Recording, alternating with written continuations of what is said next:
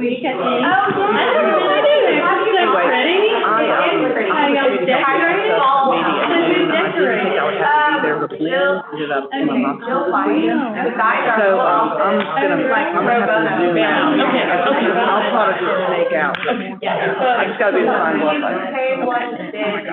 yeah. You leave when you need to, absolutely.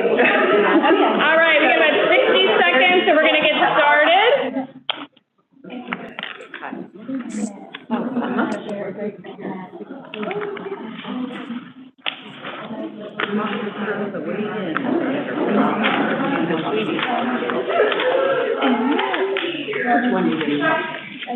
Right here. No. Would you prefer that?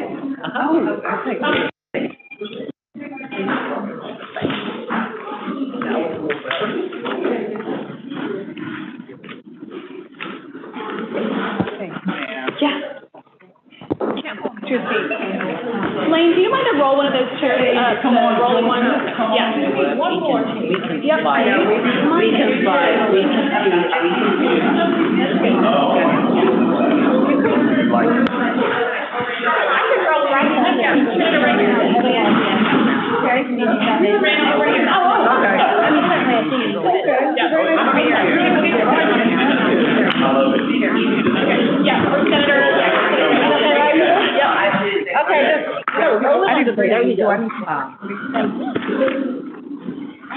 All right, at 10 o'clock, so let's get started.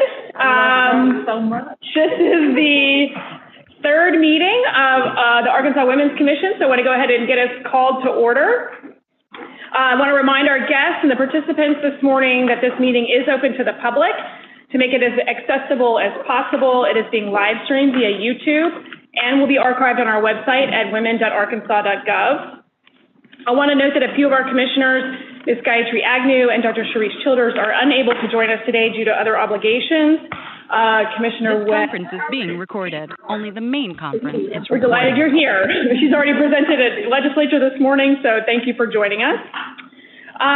The commissioners should have received over email a copy of the draft minutes over the weekend. So at this time, I'll entertain a motion to adopt the minutes from our last meeting on March 15th. So moved. Okay, Senator Elliott moves. Is there a second? Dr. Jones, second. So without objection, the minutes from the March 15th, are adopted. Do we have any other old business not on the agenda for discussion? I see Nija and Marie. I just want to make sure that we've got you. Also, any old business from, hi, welcome. And then I'm not sure who the third participant is is that Dr. Salazar? I think that might be Dr. Salazar. She mentioned this morning she was going to have to participate virtually. And this is Sharice Childers. I'm attending virtually as well. Wonderful. Call-in number. Thank you. Okay, you are here. Great. I had you down as not being able to make it, so I'm glad you're here. Thank you, Dr. Childers. Thank you. Okay, well, moving right into the business of the commission, at this time, I'd like to invite the representatives from each of the subcommittees to update the commission on their work. I've set aside the bulk of our time together this morning for this discussion. The work of the subcommittees is the most important work that's going to be done. You know, we'll come together monthly, but in terms of the research and the expert testimony, we want to make sure that those subcommittees are doing that work as well. So in the interest of making sure that we are all leading towards the goal, I'd like to invite the Research and Writing Subcommittee to present first, talking through what they've done in the last month since their creation, and then a couple of things that I know we need to make sure that our subcommittees and the commissioners are aware of. So, Dr. Jones. Okay, so we have met a couple of times, and I think what's really important to all of us is that we answer the questions set out in the mandate. And so from what Todd and I have discussed, we want to, A, study and analyze labor force participation of Arkansas women, study and analyze labor force participation, barriers to entry in the labor force. I think we're all familiar with all these sorts of things. And the questions can be answered by several forms of data, census data, statewide survey, online feedback forms, focus groups, individual testimonies, and expert recommendations. We do have a schedule in mind, a time frame during which all of this hopefully can happen.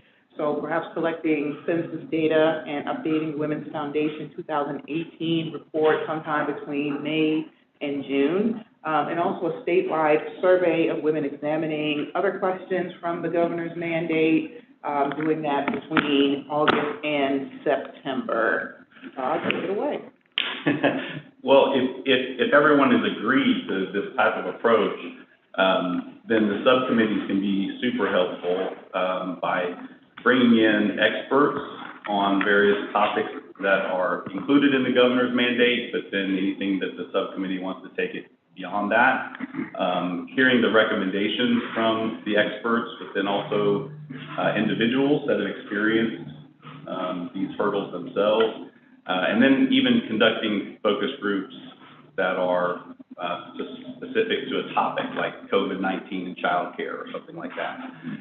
But what we would love to have is, as the committees hear these information, if we could include questions relevant to your subcommittee on the statewide survey, which I think that at this point we're almost to agreement, right? Look at Maddie to make sure I get a nod. But that Fulbright College and the Women's Foundation of Arkansas will partner on that statewide survey. But if we could get your questions to us so that we could even get them pre-tested, we're thinking July-ish, then we'll be able to, have some survey questions with specifics for everybody's subcommittee. And then we also thought that the online feedback form, which is still up, keep remembering to push that out to your constituencies. We can add questions to that form too. So if there's something that your subcommittee would like to have on that online feedback form, then we'll have census data, which we're working on right now, and that will be a lot of the economic interest or question and pay gap questions, right? Employment participation, things like that, education attainment, that sort of thing. Then we'll have the survey that can answer some questions, but then we'll have focus groups that will answer questions too, and interviews, expert testimony, and then individual testimony too. All of that will give us kind of a really approach to answering all these questions and anything else that comes up during the course of your investigation. Does that make sense? Any questions, concerns, or thoughts? So will that expert testimony be a part of the commission's work or in the subcommittees and we bring it to you, or will you all do that? I think that it's something that you can bring here, Right. so that we all discuss about it Right. too. But then once we agree on our recommendations, then our committee will be putting that in there to write it up, but then I'm thinking like an iterative process, but Allison, you tell us if I'm wrong. But as we were updating things, even from survey results or census data results, we're sending it to everybody for feedback. Right. Yeah, and Heather, we're getting a lot of interest from outside parties who want to come and present to us, which is very exciting, but I also want us to be intentional about who we're bringing in. And so I think there's going to be some points where your subcommittee may say, well, we don't want to wait until October to hear from this person, but it's really relevant to the work that we're doing in family caregiving. So you are absolutely welcome. Your committee would be welcome to bring them in and then bring that to the table as a report to the full commission. And then there will be others, and I'll talk a little bit about some of who those are later in the discussion, that we are maybe national leaders or represent federal government entities that perhaps we want to have present to the entire commission. So a lot of multifaceted inputs here, and the point being that we're getting, a poll that's out there that's collecting data in a particular way on questions that we really care about, and then some of those more open-ended opportunities for women to engage. And I don't want to speak for the Research and Writing Subcommittee, but the idea being that we have stories that support the data so we can show that there is real humans behind those numbers. Yeah. And I'm just wondering too, at the end of the arc of everything, we might have lots of, questions or findings that there's history behind those findings of the stories, or a good way to support some of that. Will there be some way embedded, a historic way of informing people of why this is? Because I'm just kind of afraid if we don't, people will just say, well, I don't know what you're talking about, or it might be disputed. Yeah, yep.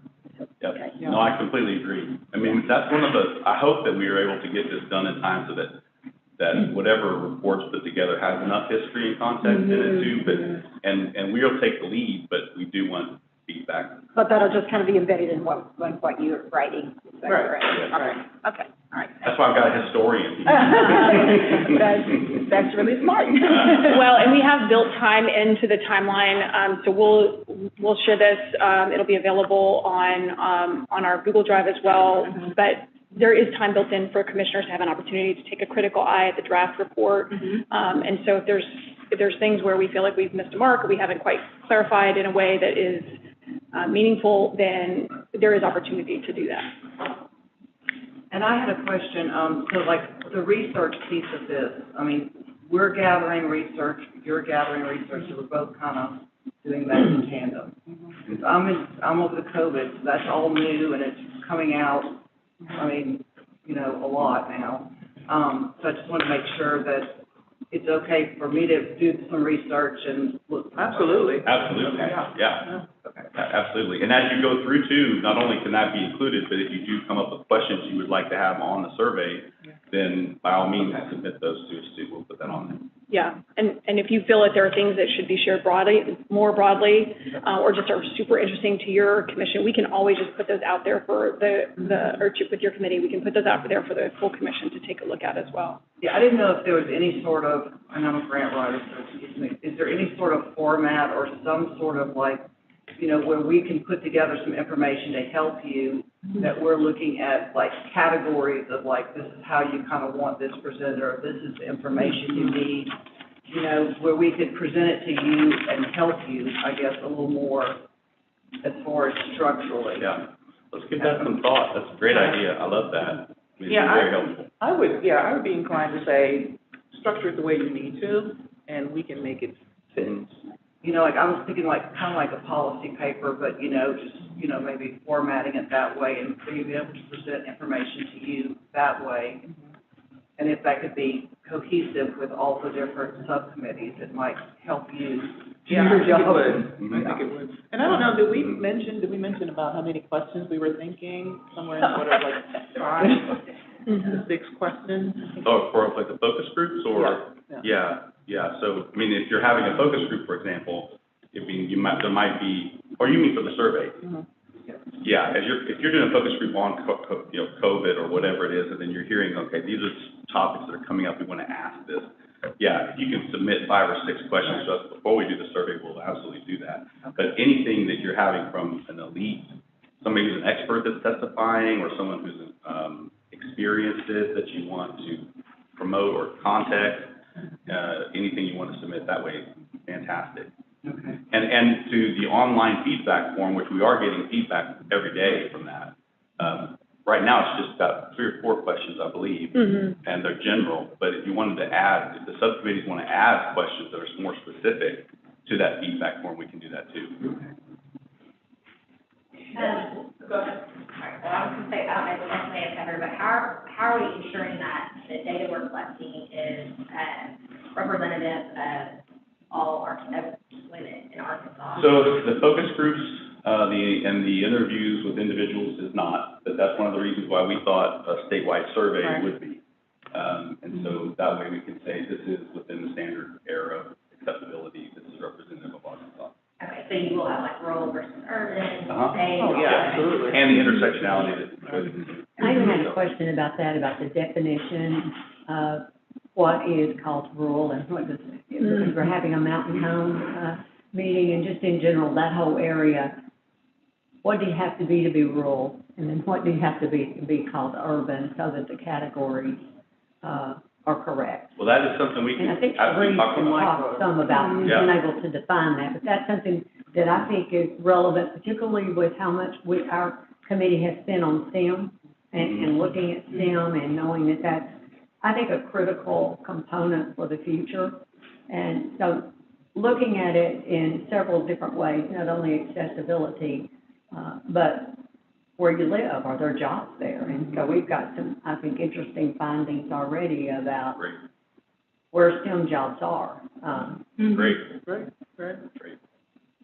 Do you, well, but to that question, do you feel confident that there's a accepted definition of rural and urban that we can That was our question. use? There are different definitions, but when we get the survey back, it'll be anonymous, but we'll be able to locate them within like at least counties. And so if you want to talk then about which ones we classify as rural, which ones we classify as urban or suburban, we can talk about that. But I wonder if we want to, for consistency purposes, use the most consistent definition and then just explain that as we have our introductory remarks in our own document so that we say exactly which definition we're using. It's a widely held definition and we just move accordingly so that we don't have anything that's conflicting. But as it relates to that online response, there's a zip code, Senator Davis, there's a zip code form in there, so you'll be able to recognize. Yeah, that was the best we could do. We can't geofence it. So I tried to be able to say, can we just not have anyone outside of Arkansas, and we couldn't, but at least they'll have to do some work, find a zip code in Arkansas if they want to provide information out from out of state. On the survey, like we're looking at, for instance, barriers that women entrepreneurs face, and we were thinking about doing a survey of women entrepreneurs. Would we need, how do we ensure that's not duplicative of your survey, or should we work together on that? Like, how does that part work? My first thought would be, let's work together, but then anything that you're not getting full answers for, anything that you want to, compare to women that are, say, not just entrepreneurs, then let's include that. Let's work together. Yeah.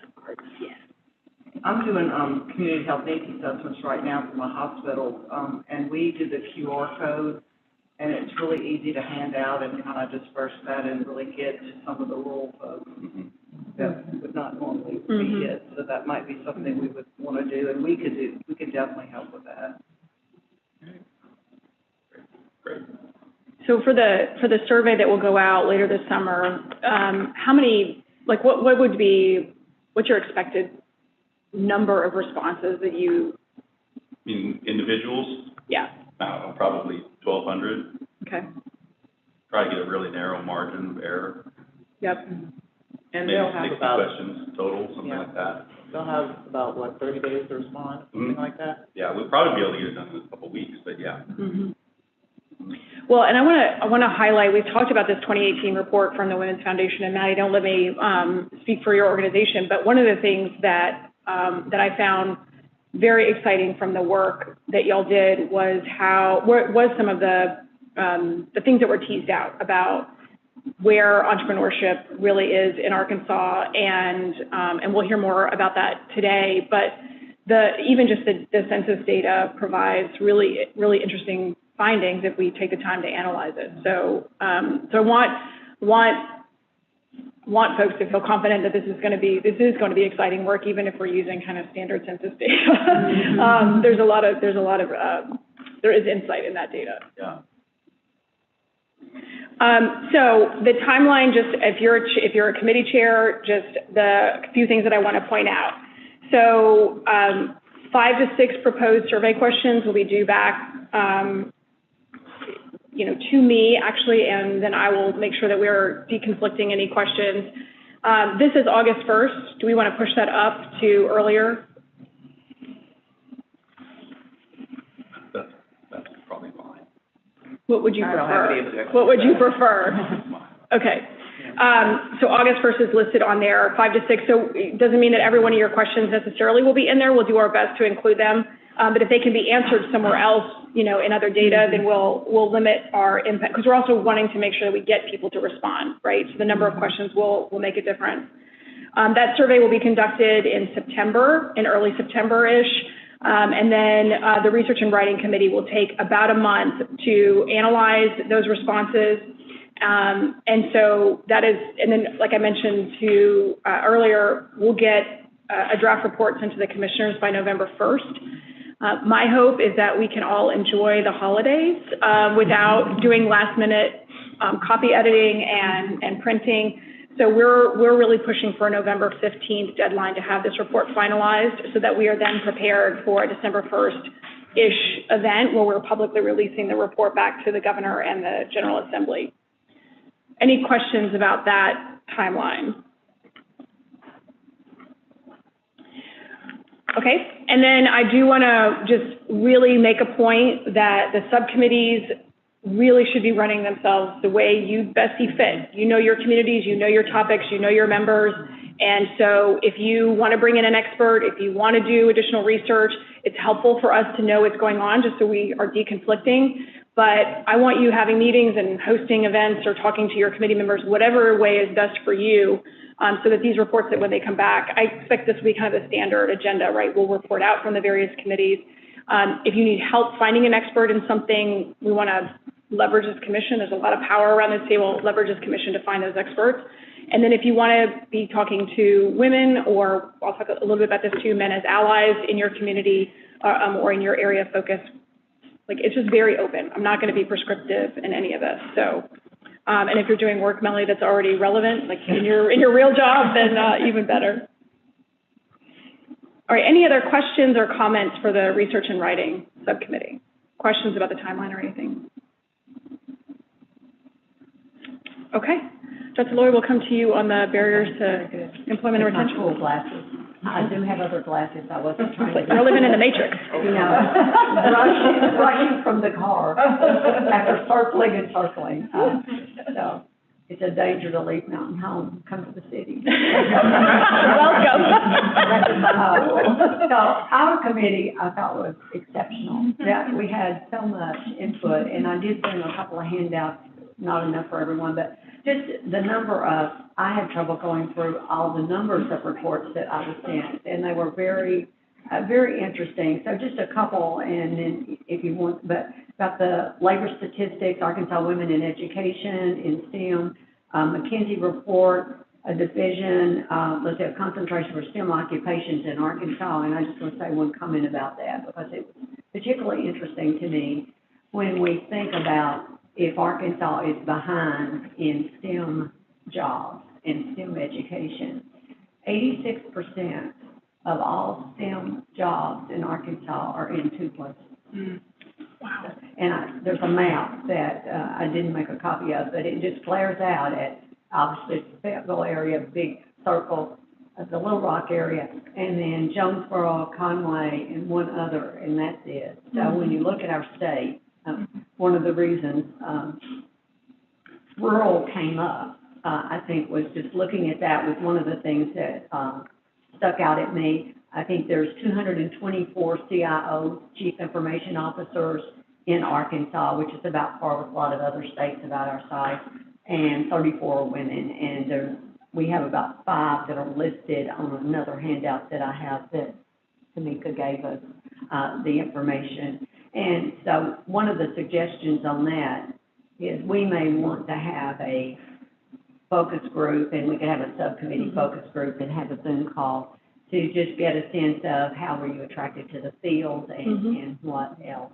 But one of the things that I did as a sidebar is just go meet with the community college that's in Mountain Home and talk about young women and their interest in STEM and in higher education. And there was a quote that I thought was pretty interesting. You can't be what you can't see.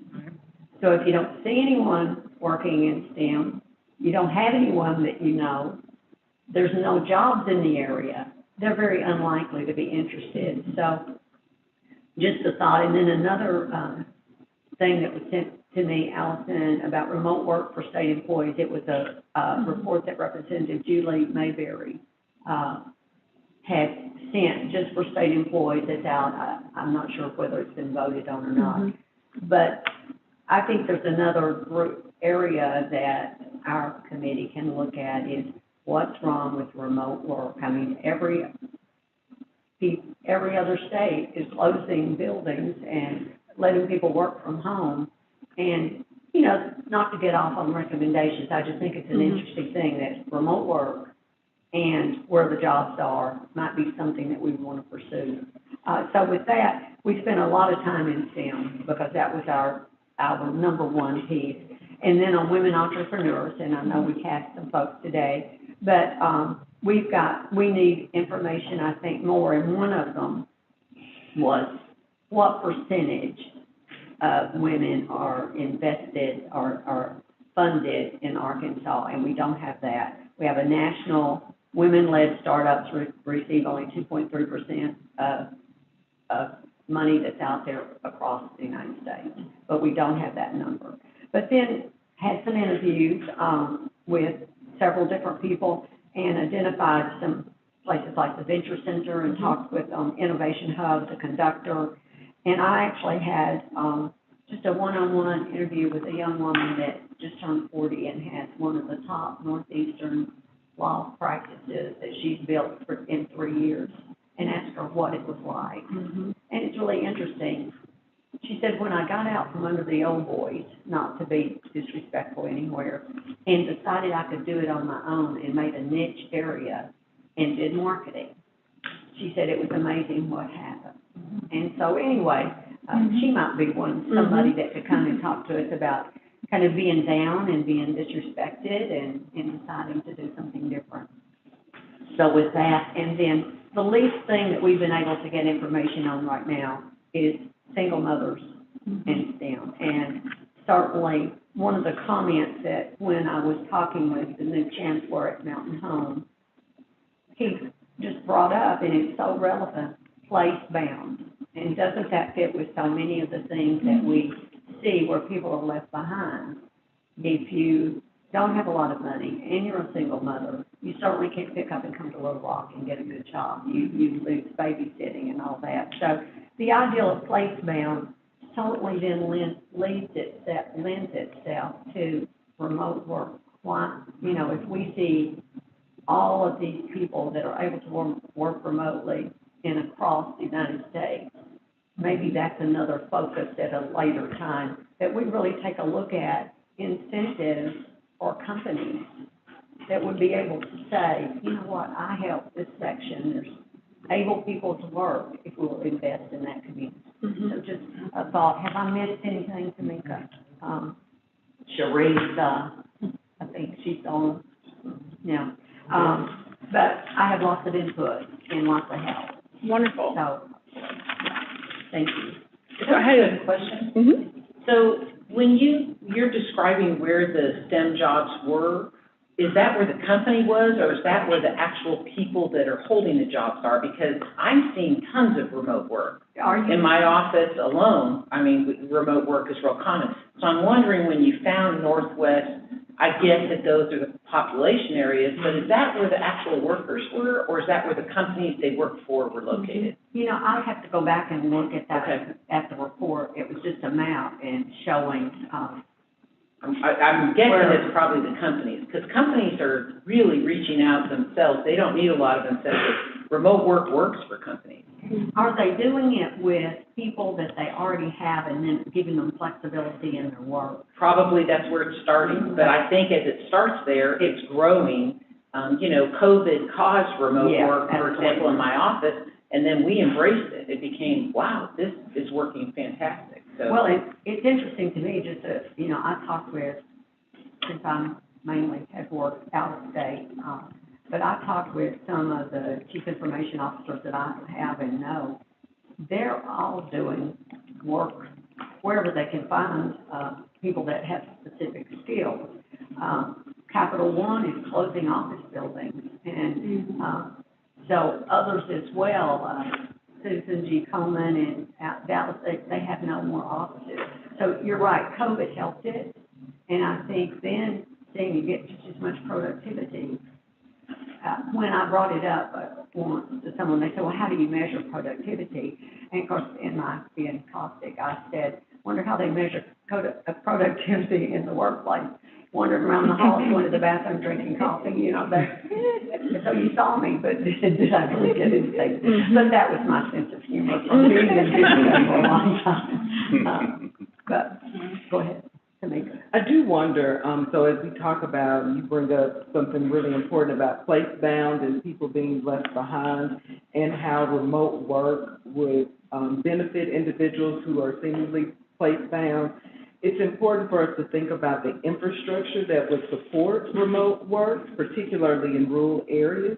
And so that may be a point that we would want to examine, that we can promote and talk about remote work, but do individuals who live in those areas have access? And is that maybe a recommendation that has been an ongoing recommendation of infrastructure throughout the state?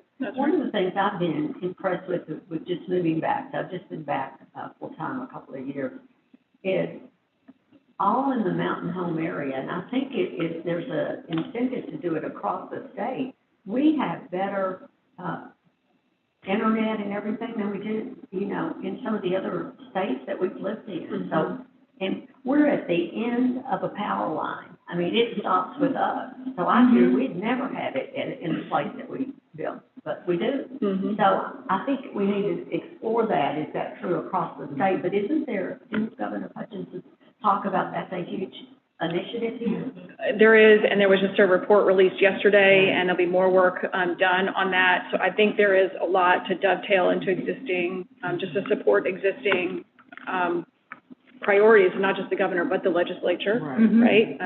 Y'all have supported that, so absolutely. And I think, Tamika, it's important to like, what other infrastructure, right? Broadband becomes sort of like the easiest thing. If you don't have internet access, it's hard to work, but are there other pieces of infrastructure that we need to consider as well, and suggest that they go in parallel with broadband deployment?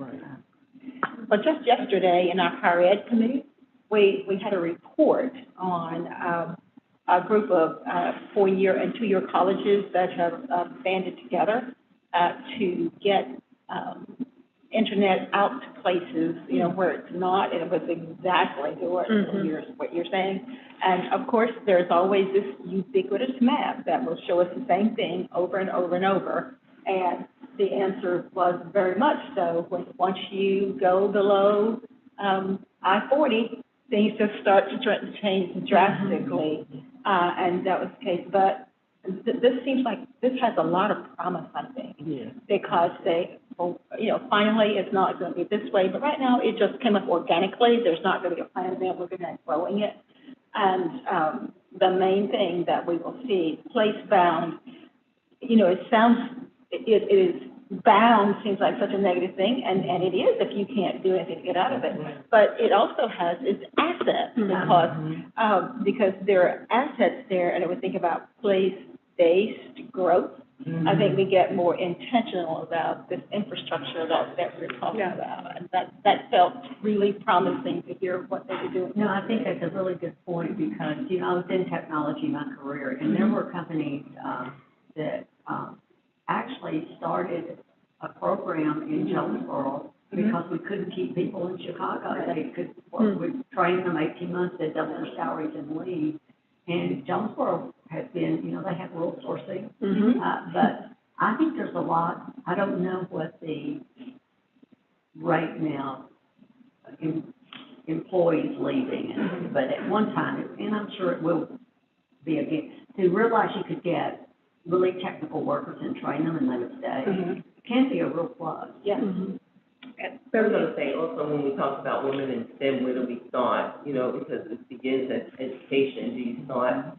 So many times it starts in high school, and to me that's too late. You got to go even earlier than junior high school because they make a decision. By the time they're out of 6th grade, girls drop out of the sciences. So, and I think we have to sort of focus on that because we can talk about educating women to be in STEM, but if they don't have that background, they're not going to take that direction.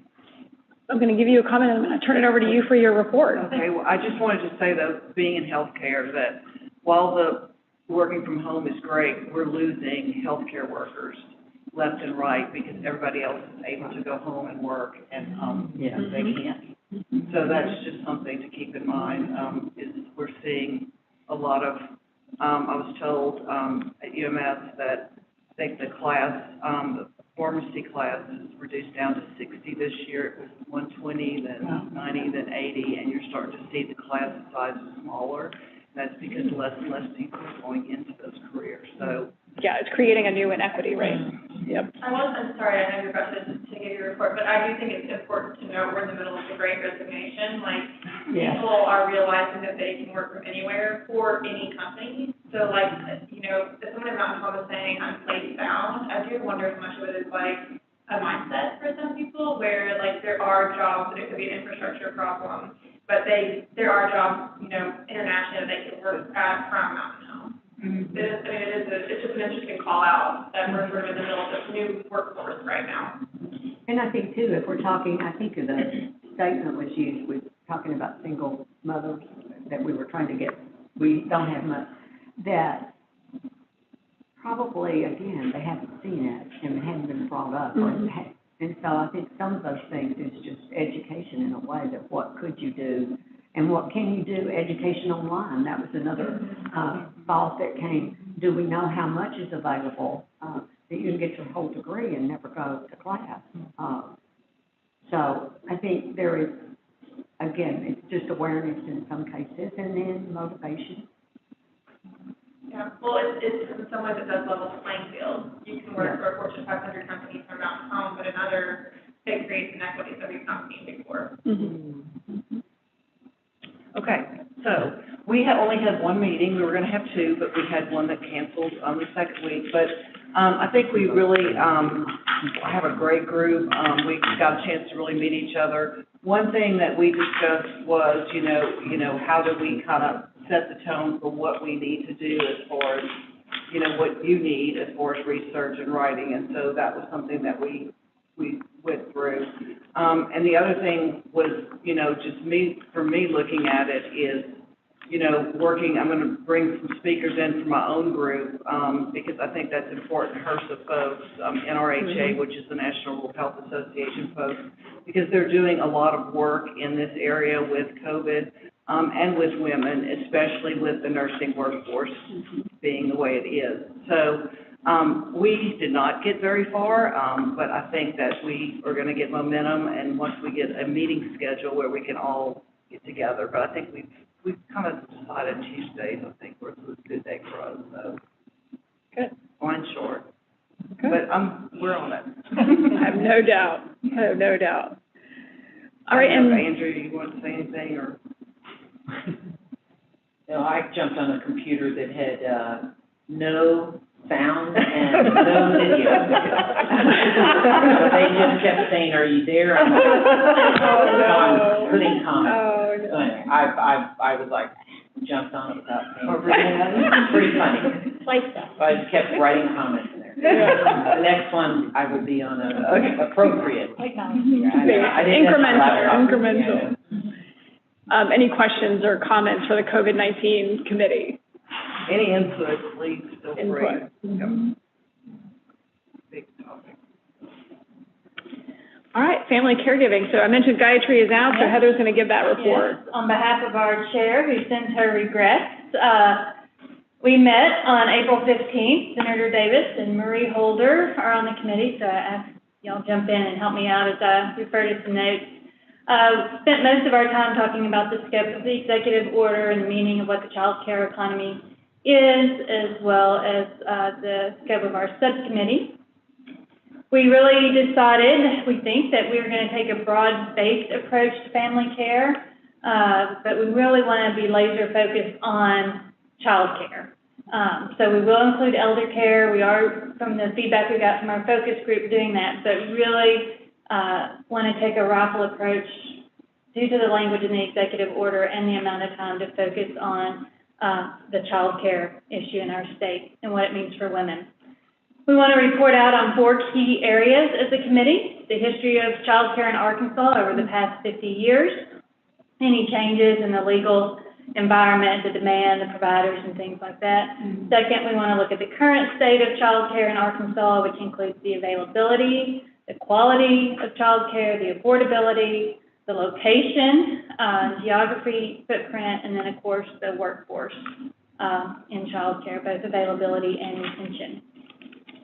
Third, we're going to look at future opportunities for innovation in child care and the child care economy, looking at other states and in communities across our state.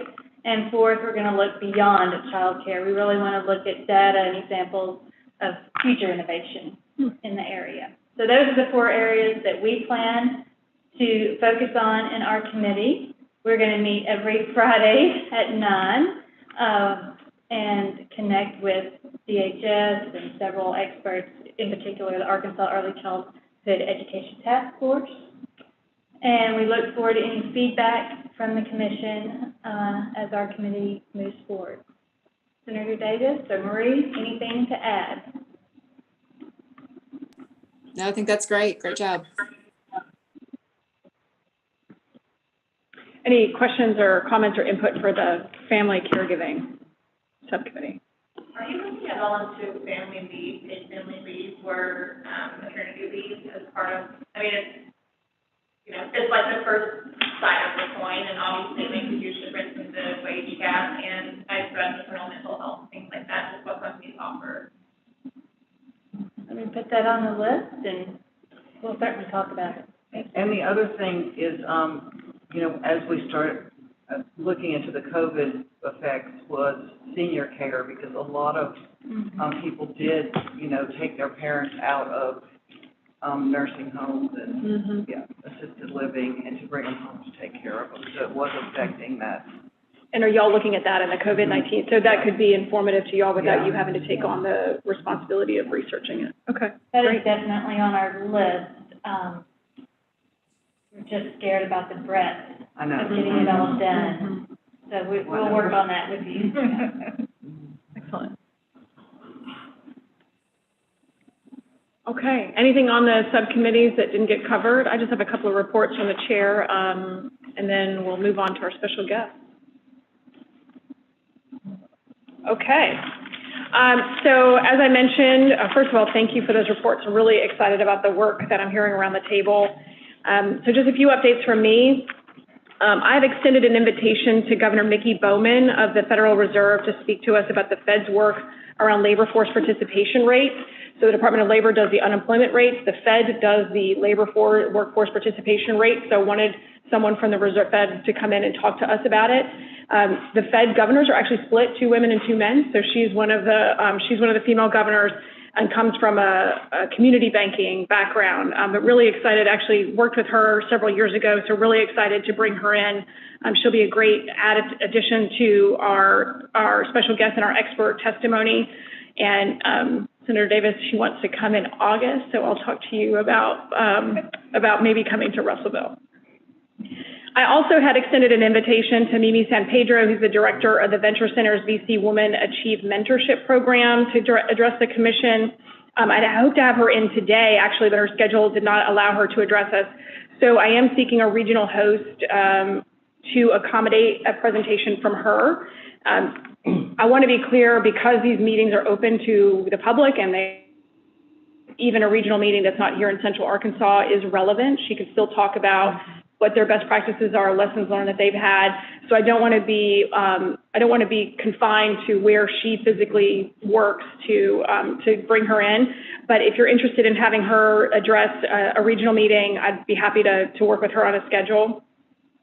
And then I'm still seeking a location and a host for a region in Southwest Arkansas. We're just not getting feedback on that. I'm not getting feedback on that. If you are, I'd love to plug that in, probably in the October meeting now, Tamika. So looking at an October meeting, probably somewhere in Southwest Arkansas. And rather than me calling cold, if you have contacts or suggestions, I'd love to get those and follow up.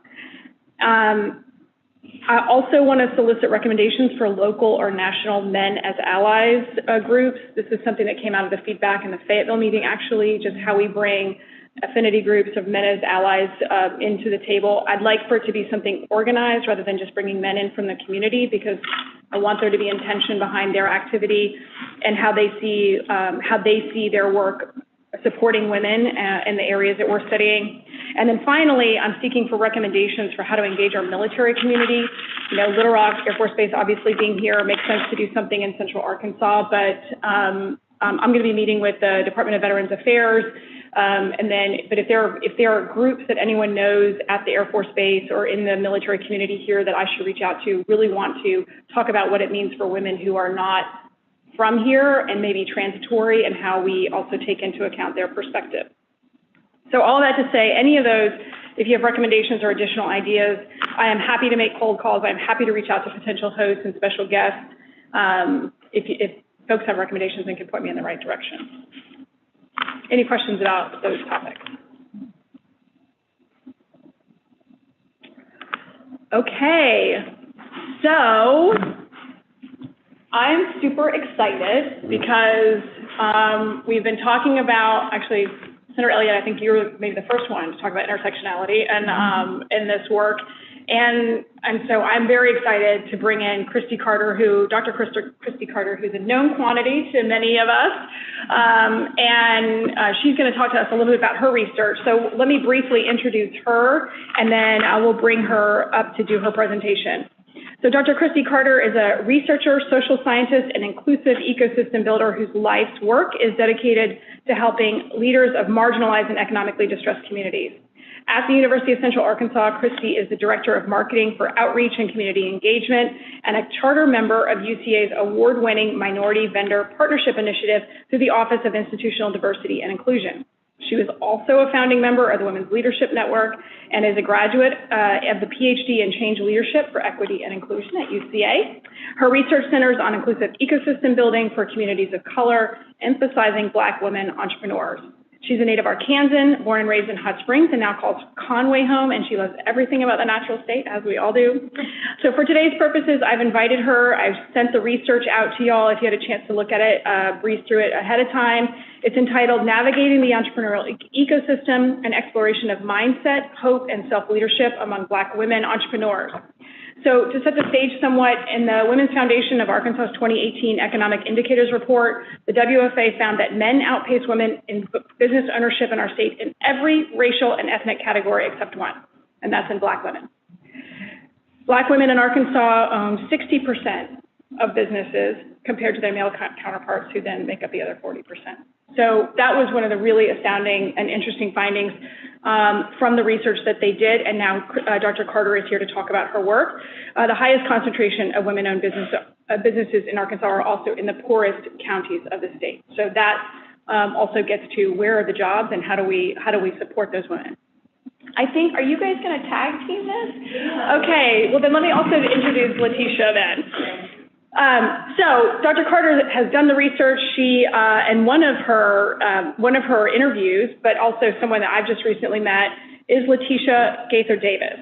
Letitia is the founder and CEO of Therapeutic Focus, a pediatric therapy clinic established in 2011 that provides occupational, physical, and speech therapy services to children with disabilities in West Memphis. Letitia received her bachelor's and master's degree in health sciences from the University of Central Arkansas and is also currently pursuing a doctorate in educational leadership. Impressively, she has grown her practice from a single member to a staff of 16.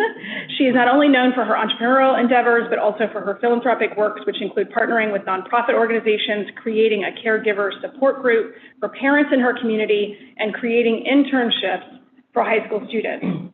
She realizes the importance of paying the gift of a thriving future forward to others, particularly within her community, which is why she is so passionate about helping children overcome delays. So I met Ms. Davis through a mutual friend, and I was immediately impressed by her tenacity and her drive. Indeed, she displays all of the findings of Dr. Carter's research. But I have said before publicly and in this room that making it work is not a sustainable pathway for women.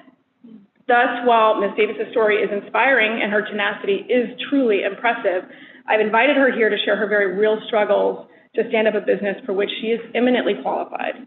I have no doubt, commissioners, that you will be as equally impressed by her as I was, but I ask that as she discusses her challenges, that you listen critically for areas where we can make recommendations for future improvement and policy changes.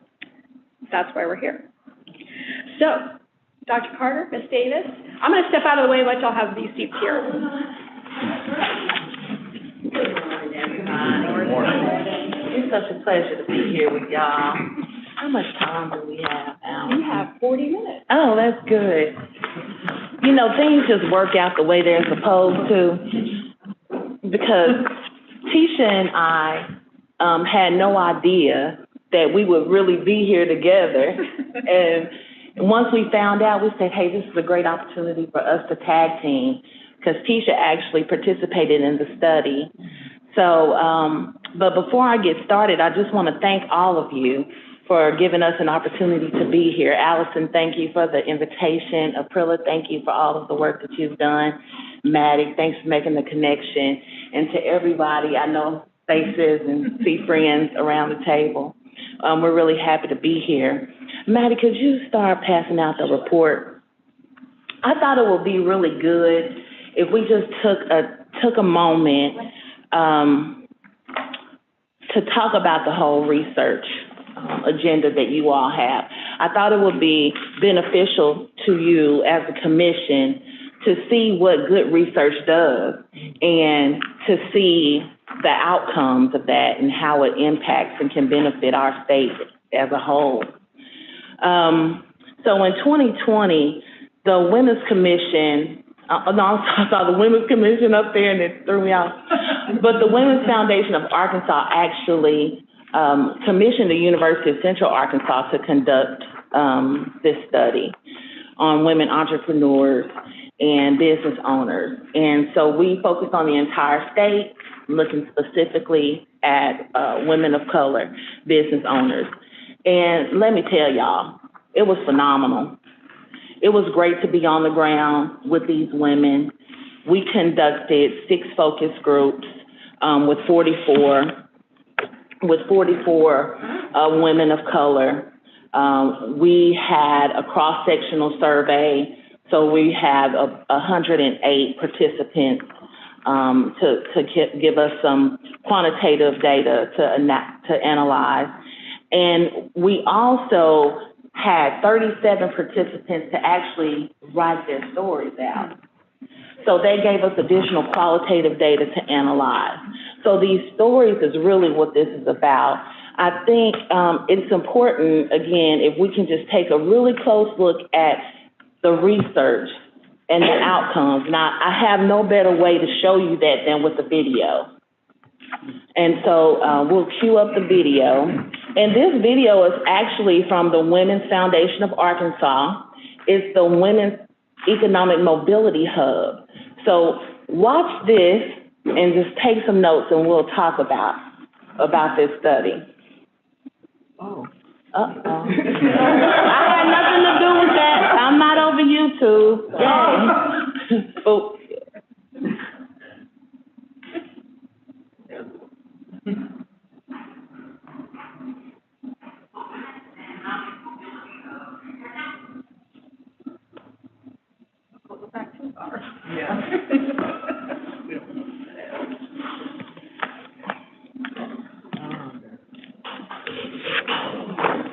The Women's Economic Mobility Hub has impacted me by giving me the opportunity to meet other women in the area that are doing a dynamic job with their businesses. I'm a first generation business owner, so this information wasn't readily available for me. So it's been amazing because now I've learned, I've received these resources, and I've been able to implement everything into my business. And as a result, even though this program has only been 6 months, I feel like my business has grown leaps and bounds. The lessons that we've learned, the connections that we've made, the contacts that we've had, every single meeting that we've had has been invaluable to my business. Each class helps me grow bigger and better, not only as a person, but with my business as well. The opportunities that it provided were the things that I could not do on my own.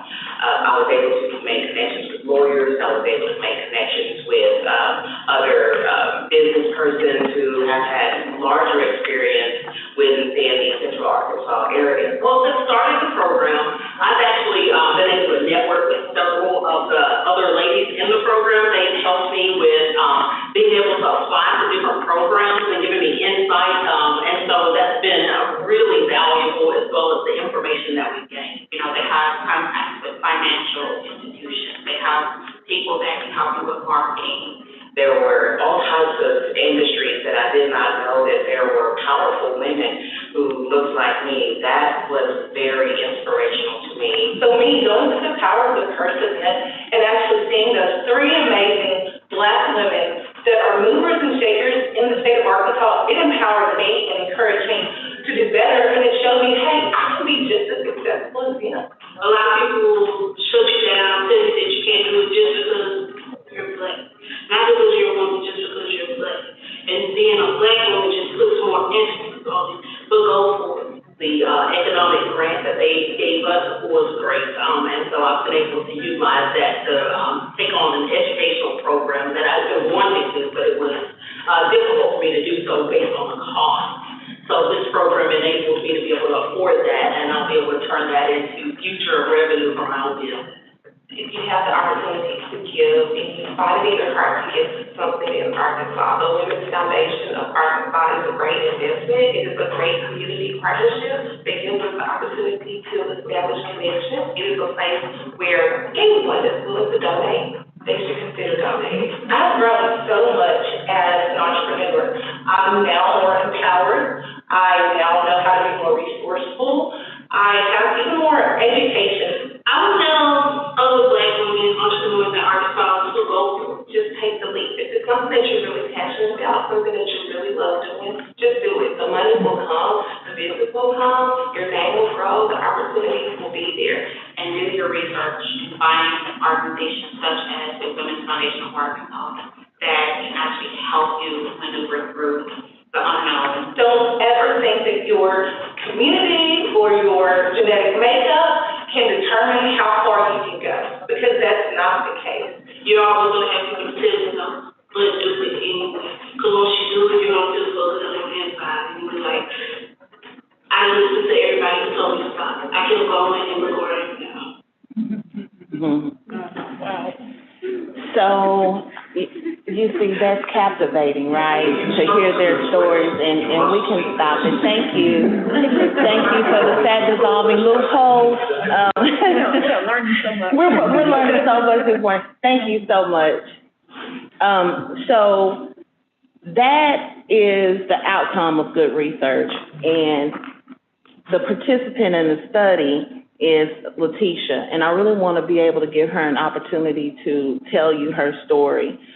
But the Women's Empowerment Hub, or Economic Mobility Hub, has actually given out $100,000 in unrestricted grants to 20 Black women, business owners, entrepreneurs, and really it was because they took the research, you know, they figured out where the problems were, commissioned the research, we had a deep dive into their stories, and that's how you create change. So I'm going to turn things over to Letitia and allow her to tell you her story. All right. Hello, everybody. So imagine growing up in a world where you can effectively communicate to your parents that you're hungry, you're thirsty, or even that you love them. Well, that child was me. I actually, believe it or not, I suffered from a speech delay, and I required speech therapy services at the age of 3 just to overcome that delay. My name is Letitia Gaither Davis, and my personal experiences with therapy services, that actually led me, that was the catalyst that led me to become a business owner. I founded Therapeutic Focus. It's a pediatric therapy clinic located in West Memphis, Arkansas. We provide occupational, physical, and speech therapy services to children with disabilities. My staff of 16 employees, we help children that can't talk. We help them find a voice through speech therapy services. Those children, those babies, we help them meet developmental milestones through crawling, rolling, walking, standing, and eventually walking and running. And that's through physical therapy intervention. We help children with diagnoses such as autism and Down syndrome. Well, we help them perform those simple self-care tasks that maybe you and I, we may take for granted, washing our face, brushing our teeth. Well, we do that through occupational therapy services. I am the first and only Black female-led therapy clinic owner in all of Crittenden County, Arkansas. Now, I'm an Arkansan through and through. I was born and raised in West Memphis, Arkansas, and I'm very proud of my roots. After graduating high school, I set out on this journey, a journey to find myself. So I went to the University of Central Arkansas. I graduated. I received my bachelor's and master's degree in health sciences with an emphasis in occupational therapy. And then I landed my first job. I chose to go to San Diego, California, which is, stayed there for several years. But then I was led to go to South Texas. I wanted to experience a different culture, and I wanted to learn just the true intricacies of my profession. I wanted to truly be, I wanted to really be an amazing occupational therapist, so I began working with the pediatric population. Now, all the while, I would go home, because I keep saying I'm an Arkansas girl through and through, and I would go home to my community, and I would always hear people in my community say, Letitia, we need more therapy service providers in our area, in the West Memphis area. And particularly, I would hear this from those individuals that look like you and I, that look like me. There was a limit, there were very limited minority therapy practitioners in West Memphis, Arkansas. And honestly, I thought about it, and I heard them every time I came back. And I'd say, well, I'm going to pray for you. I'm going to pray that someone is sent your way. Now, this went on for years. And I didn't realize that I was actually praying for myself.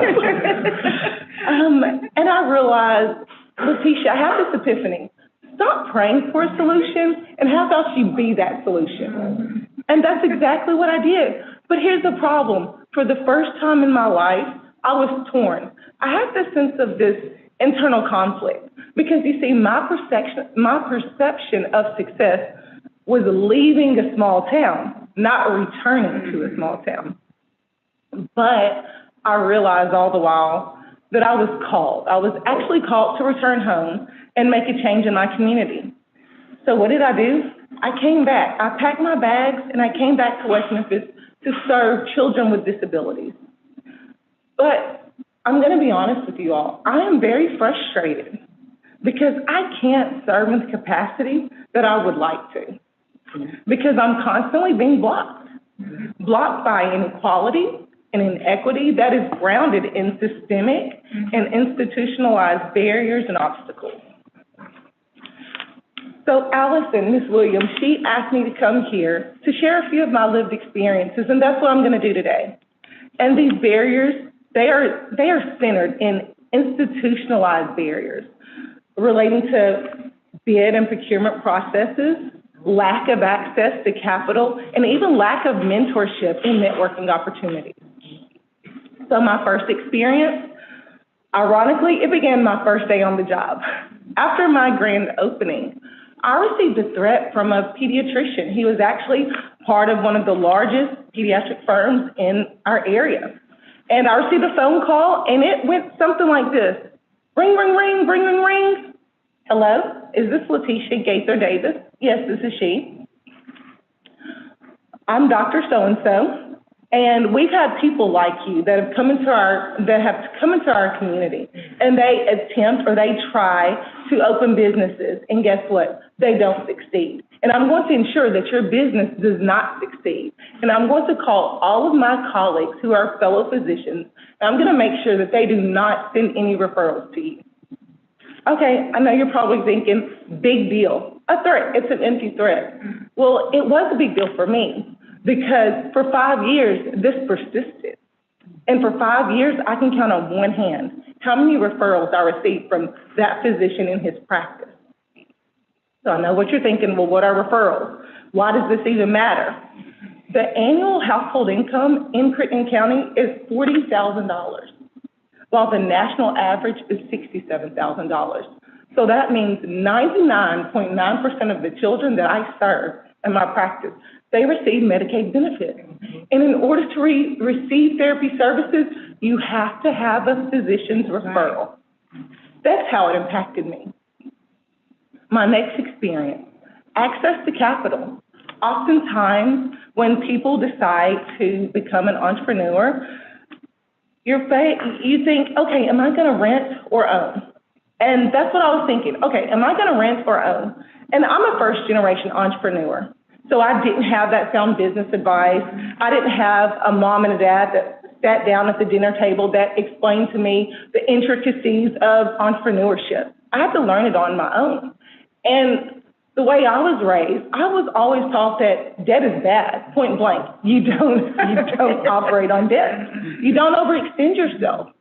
And so me becoming an entrepreneur, I thought I had to operate on this non-debt, cash-based type of system. So I decided, I've been renting for quite some time, and I said, I think it's time for me to purchase land and own. And I remembered what my parents taught me. Don't you get any debt. So I saved my money, I worked really hard, and I purchased land outright. But the next step was I needed a building. And the reality of it was after I spoke to a contractor, talked to an architect, it was going to cost me $250,000. And I know I could not pull that up. And so I decided, you know what? I learned that it's important for a business owner to have access to that capital so that I can make my business grow for me. So I went to a large banking institution, and I was so excited, I was so proud, and I told them I want a $250,000 loan. I filled out all the paperwork, and to my surprise, I was denied.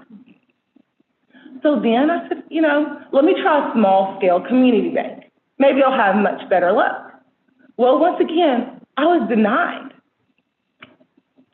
But the banker, she was so nice. She said, Letitia, I really do. I really want to help you. But let's just make some modifications. I know you want $250,000 for this building, but how about, will you settle for $150,000? And on top of that, you're going to have a co-signer. For the first time in my life, I was told I needed a co-signer. I was floored. Here I am, I'm a homeowner. I work really hard. I've had this business for over a decade, and I have a co-signer? When I talk to my male colleagues, or my male counterparts that look much different than me, we have conversations.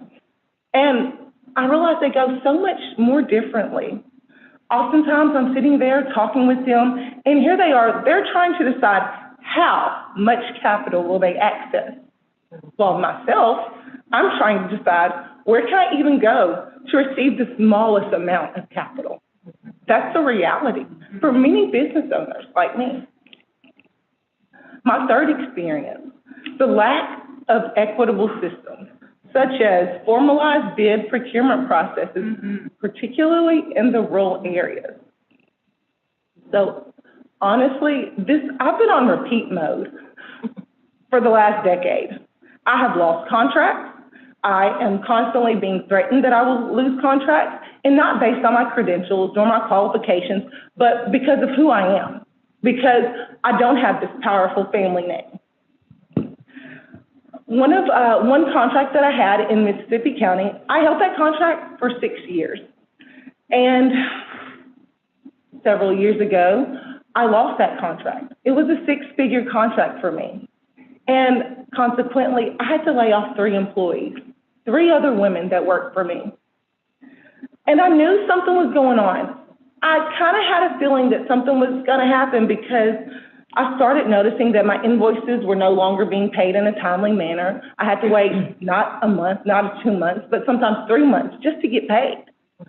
And so I kind of knew internally something was going on, something was going to happen. And when I told my employees, I'm sorry, I'm going to have to let you go, obviously that hurt me. And the employees that I hire, my team, we are such a diverse team.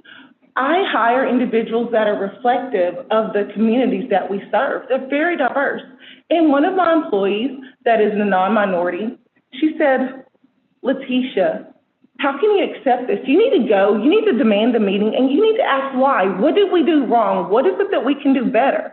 And I heard her, I understood her. But you see, in my world, I already knew why. It was an understood why, an unspoken code that needs no questions asked. So I did, just as she suggested, I asked why. And the conversation went like this. Letitia, you've done an amazing job serving our children for 6 years in the school. And there's nothing that you've done wrong. It's simply, we understand you've had the contract, 3 contracts for the occupational, physical, and speech therapy services, but we have a friend who owns a therapy clinic, and we want to give him a chance. Giving him a chance meant giving them all 3 contracts, not giving them 1 or 2, but giving them all. Within my hometown of Crittenden County, we consist of 58% African Americans. Studies show that children are more receptive towards learning when they have teachers that look like them, which is why I hire a diverse staff, because it's very important. So I'm going to quickly talk to you about 2 school districts. We'll just say School District A and School District B. I don't want the call. No. But in School District A, it's very interesting because I'm constantly being told, although I've been in that district for 8 years, I'm constantly being told that they're going to strip me of the contract. As I said, I've been there 8 years. I have certifications, qualifications, but that doesn't matter. It's very interesting because I honestly feel that there should be some kind of procurement process, some kind of equitable means of determining what company is going to best serve the children. Because ultimately, that's what it is. It's about who can best serve the children, these children with disabilities. I feel like, for me, I want to better my community. But oftentimes, because there's no official procurement process, I can't. I want to serve the children. So I'm going to jump to School District B. This is the school district where I live in. So several years ago, 5 years ago, I reached out to the school. I told them that I provide services and I would like to be able to provide therapy services to their school. And they told me that they had plenty of providers. I completely understand, but I at least wanted them to know that I was here. So 3 years ago, to my surprise, I received a phone call from that school district. I was ecstatic. They said, Letitia, we currently have an in-house contractor that provides the occupational therapy services, and we have another contractor that provides the physical and speech therapy services. But we were wondering if you could come and provide additional OT, occupational therapy services. I was ecstatic. I was like, oh, yes, sign me up. This is what I've been waiting for, right? So I get in there, I'm all excited first day, and I ask them, how many children will I be serving? They said, 1. Like, okay, I'm just happy to be in the house, right? So then, year 2, they said, okay, we're going to provide you with more students. All right, how many? 2. This is year 3. You see this coming. So guess how many I have this year? 3, that's right. But it was very interesting because around August, September, I received a phone call, and the district said that they needed additional occupational therapy services. I was like, yes, I'm ready. I am here because every year I've got this one, this increment of 1 going on. And they asked, can you provide the services? Of course, I have a staff of 16. I'm ready. I'm ready. And a few weeks later, I go to a meeting, a therapy meeting, and I realize that some other provider has taken my place. A provider that was only providing physical and speech therapy services. At this moment, I was crushed. I was very hurt. But I remembered one of my employees who said, you need to ask why. So I did. I demanded a meeting, and I asked why.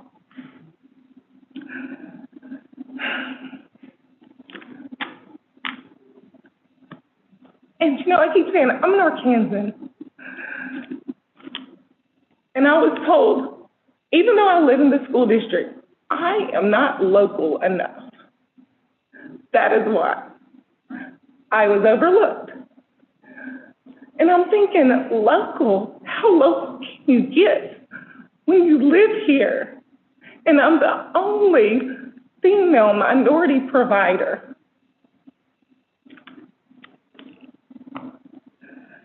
So this experience taught me, really, for the first time in my life, I was challenged to to step outside of my comfort zone in more ways than one.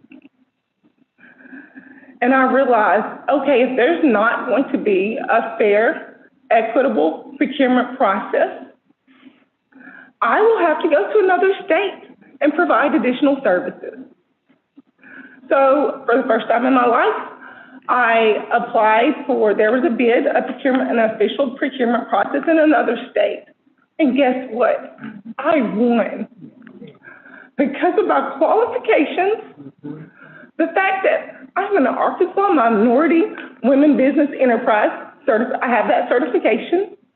I have my Women-Owned Small Business certification, my Women Business Enterprise certification, and they recognize that I am definitely competent to perform the services. So once again, this is my pivotal moment. I was still torn because I wasn't going to let this go. Now that I realize, okay, it's not just me, it's something bigger than me. I was torn. I said, should I seek legal counsel or just deal with it, like all the other past experiences? But, you know, there's that fear of retribution, that fear of backlash. And I was anxious. I was very, very anxious because I thought, should I speak out and risk losing more business because I understand there's that unspoken code? Or do I just be quiet and take it? And guess what? Still continue risk losing my business. And I was reminded, oftentimes I feel like I'm that small fish in a big pond because I don't have that powerful name, that powerful family name behind me. And I'm not a part of the Good Old Boys Network. And quite frankly, I don't think I'll ever be. But I realized if I'm going to fight this type of system, I'm going to have to figure out some other solutions to combat it. So what did I do? I joined National Accelerator Programs. I am a proud graduate of the Goldman Sachs 10,000 Small Business Program, Tory Burch Fellowship, the Count Me In Revival Mentorship Program, and the Ladies Who Launch Mentorship Program. These programs, they equip me with skills to run a successful business. They taught me how to read a profit and loss summary, the importance of knowing your numbers, and how to pitch your business, and how to build a pitch deck. Which, by the way, occupational therapy school never prepared me to be an entrepreneur. I also joined state accelerator programs. Right here in the state of Arkansas, I was able to join the Small Business Administration Emerging Leaders Program, the Women Foundation of Arkansas. They have the Women's Economic Mobility Hub, and then also the Women Achieve by the Venture Center. They also had a mentorship program. These programs, they taught me about marketing my business, leveraging social media, having a website presence, the importance of networking, and how beneficial mentorship can actually be. For the first time in my entrepreneurial journey, I didn't feel alone, but I was supported by a network of entrepreneurs that looked like me and shared the very same struggles. So what did I learn through these experiences? Number one, my experiences, they're no anomaly. There's so many people out there that look just like me that have the very same struggles on a daily basis. So support is crucial. Educational opportunities concerning entrepreneurship, they're very beneficial. Even the most basic, concerning maybe simple accounting as it relates to your business and how to even market your business, the importance of those networking opportunities, and particularly those banking relationships. And lastly, mentorship programs with people who want to see me succeed. Because let's face it, small businesses are very important, and we make up so much of the Arkansas economy. And I believe that if women can be empowered, if we can be better supported, if we can be provided that level playing field through equitable processes, we can and will significantly impact Arkansas's economy in a much positive way. Thank you so much for listening to my story. Absolutely, absolutely, absolutely.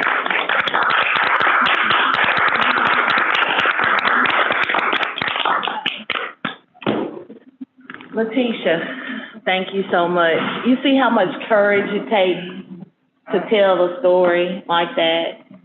And we have stories like that throughout our report. And you can also read more into those stories in my dissertation. So right at this moment, I think it's a good time, if we have time, to just look through the data. The data substantiates her story. It supports it. And the data is all about the entrepreneurial ecosystem in Arkansas. And if you don't know much about an entrepreneurial ecosystem, it's everything that she was talking about. It's that support system surrounding the entrepreneur. What does that look like in Arkansas? Well, you all know, it's fragmented, right? You know, in different parts of the state, the entrepreneurial ecosystem is stronger. You know, in Northwest Arkansas, Central Arkansas, you have a little more support in Northeast Arkansas. But then the Delta and the coastal plains, there's definitely discrepancies that exist in those areas. So there's lots of opportunities for us, for all of us at this table, to concentrate on ways to build a more inclusive ecosystem that supports women like Letitia. And we can go to the PowerPoint presentation if we still have time. But essentially, I really want to, you can go through that. Right here. You want me to go back? Yeah, right under you. Oh, I have a clicker. Oh, awesome. Okay, thank you. Okay, thank you. But if you go to this report and turn to page 14 and 15 really talks about the barriers. Of course, the number one barrier that Letitia talked about in her story, and it's in everyone's story, is access to capital. It is an issue. So here again is an opportunity. How does this state come up with creative ways to create capital opportunities for women of color so they can thrive? I noticed in the study that the women didn't have a problem starting businesses. They had a problem scaling businesses. But when they started their businesses, they were destitute, some of them. You know, they would exhaust all of their savings, personal savings, and they were just getting by. So pay attention to this little Wonder Woman right here. You see how she's switching and turning from who she is to this Superwoman. And around her are the barriers that we found in the study, the racism, the perceived legitimacy, cash flow, credit, the institutional or the bias in those institutional issues that keep women from thriving. But even the whole process of spinning and turning and pivoting, that's exhausting and it's not healthy.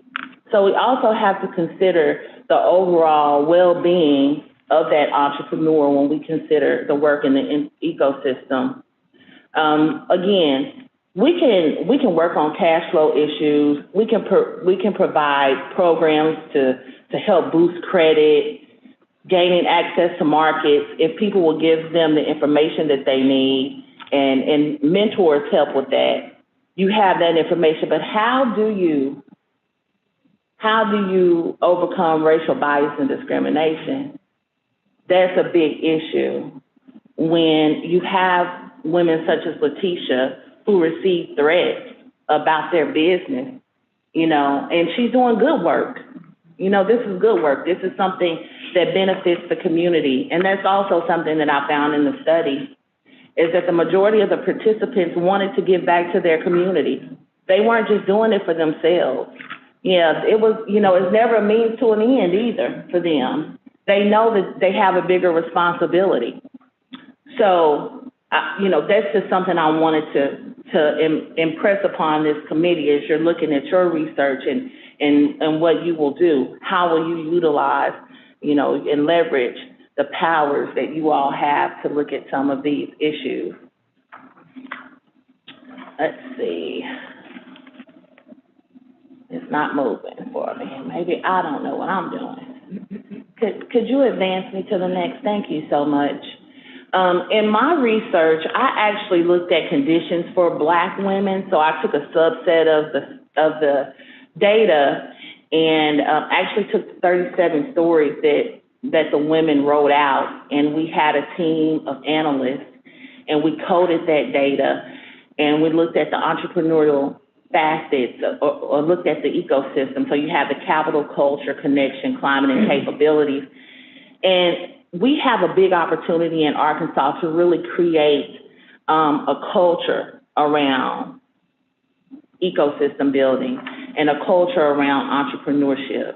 And even within the connection and the climate, you know, there are places where we can really benefit from legislative support and policies that also help women of color. Could you advance? Thank you. This particular information can be found in your report in front of you. Of course, this is from my research, which is really concentrating again on the Black women of the study.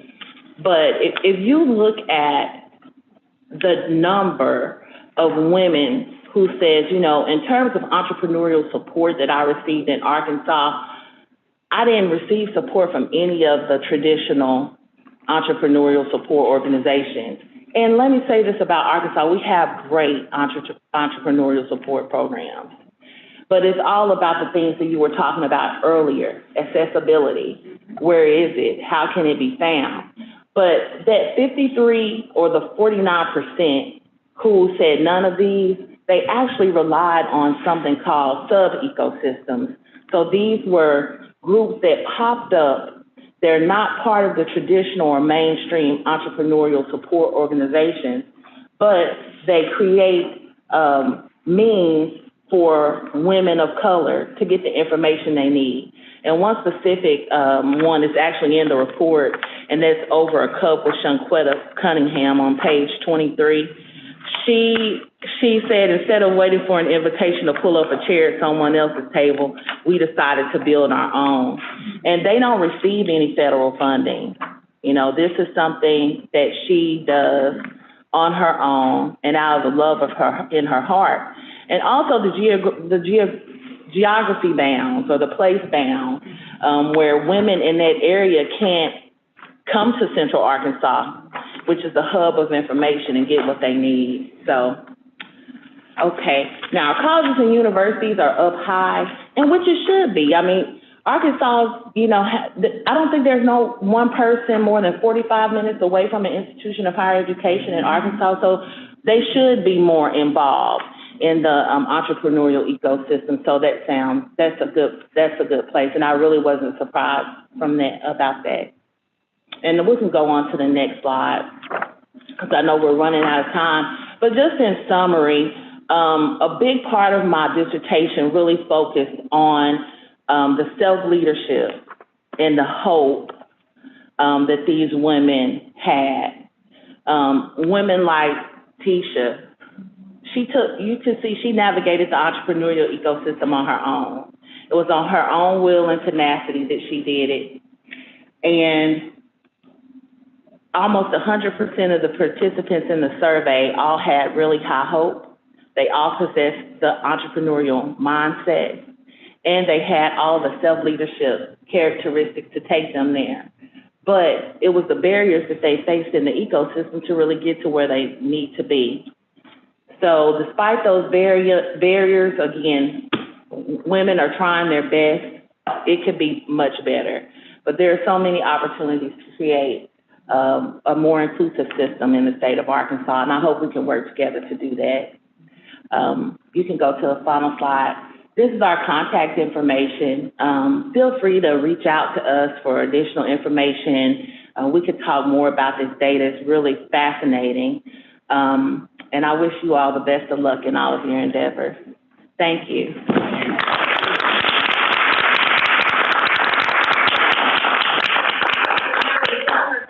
thank you so much. We've shared a lot of really rich personal information and, the research that you've done.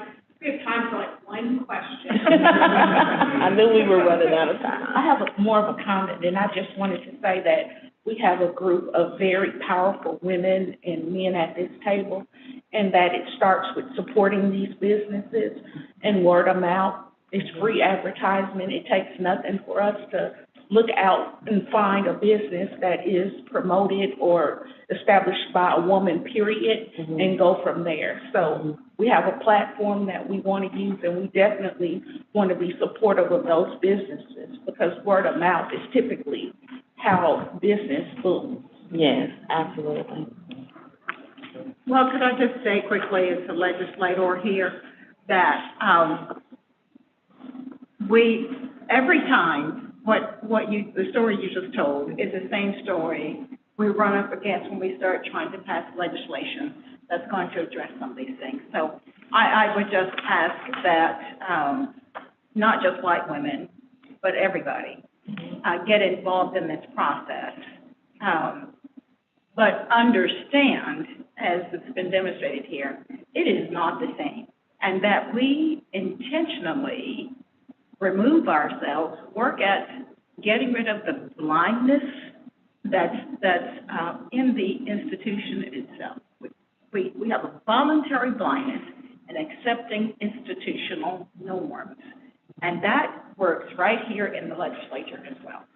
Because when we finally got legislation that really centered on women and people of color, I will tell you something that really does, I'm going to be going just this afternoon, where I sit on the committee where we do all the contracts. And I see this, and I see it, and I see it. It's going to be the same people over and over and over.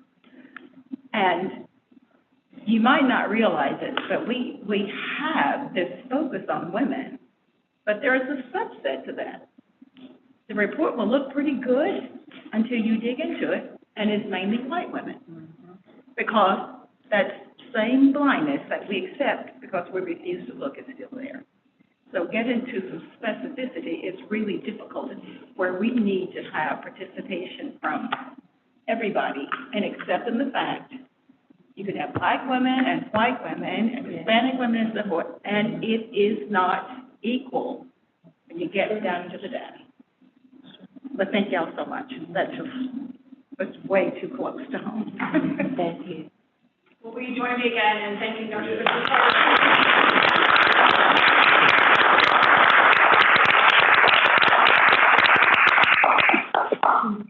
All right, commissioners, with that, our business is concluded. I'll entertain a motion to adjourn. So moved. Very good. All right, from Dr. Rance and Senator Elliott again. So we'll be reconvening for lunch. If you're joining us, please feel free to make your way over to the lunch location. And for those of you online, we'll miss you at lunch, but thanks for joining us. And